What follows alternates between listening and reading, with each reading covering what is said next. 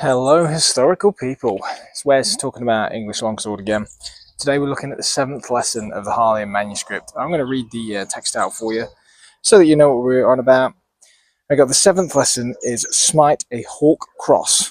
Okay, cross over the elbows with a backstop, so smite it on the fetch. Now I'll go through what Gareth, the guy whose book I'm reading, translates this to, and then I'll show you what I think. Okay, so hauke cross. So cross, obviously cross your arms over. It says cross at the elbows, which again you can't. No, I've never met a man alive who can cross his elbows properly. But so if it was standard hauke into a cross, maybe something like this. He says potentially with some sort of sidestep.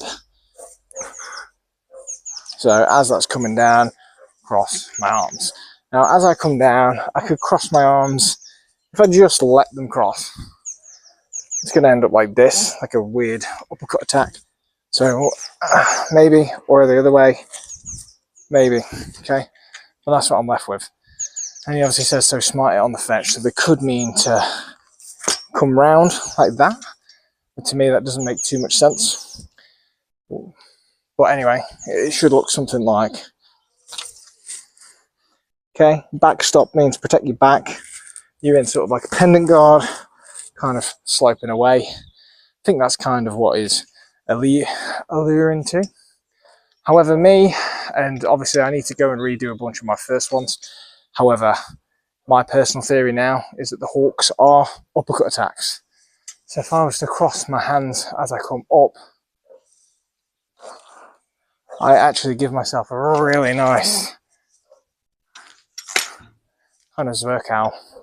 Not zerkow, but like a horizontal cut in a way. Or here, okay? Because it says smite it on the fetch, what Gareth believes that means is somehow hit them with the false edge. And I agree with him. But coming down, hit them with the false edge is really awkward. From this position, your main edge is you go to, okay? Yes, I could maybe do something like that and end up like this. I'm not sure I see the utility in that. And I suppose, to be fair, this would be the same sort of thing. But if I smite a hauke cross like that, I naturally give myself, let's do it from this side as well. So I naturally hit with the false edge there. My backstop can be more like just the standard pendant guard. Just double check the writings again. So yeah, cross over the elbows with a backstop, so smite it on the fetch. So that's all it's saying is throw your hauke, cross your elbows, give yourself a backstop, so a sort of back guard, and then hit with the false edge. So again, from high, if I wanted to try and do that, it's not saying, let's say I go left to right, maybe I could attack with the false edge there and then move into a pendant. So I mean that works fine actually. Let me try the other side. So if I'm coming down right, yeah, fine. Then likewise up and and miss completely. It might just be because the false edge is more accessible from down here, but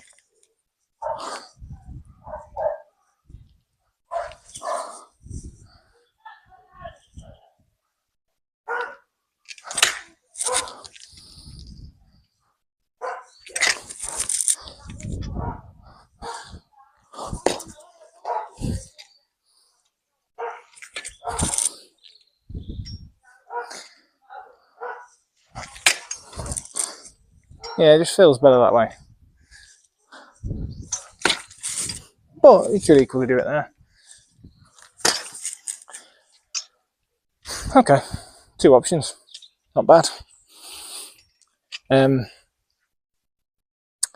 again, this is why I'm saying I think it could be a vertical uppercut, the hauke. for a few reasons, and we'll get into them. I've done a blog post on that, so you can check that out if you want. But it seems to work in most cases just as well as downward strike. So I'd suggest trying both and see which one works best for you. But to me, it feels a little easier to just get in with that false edge and run away when I do an uppercut. Like I say, could be wrong. But yeah, hopefully that's useful for you.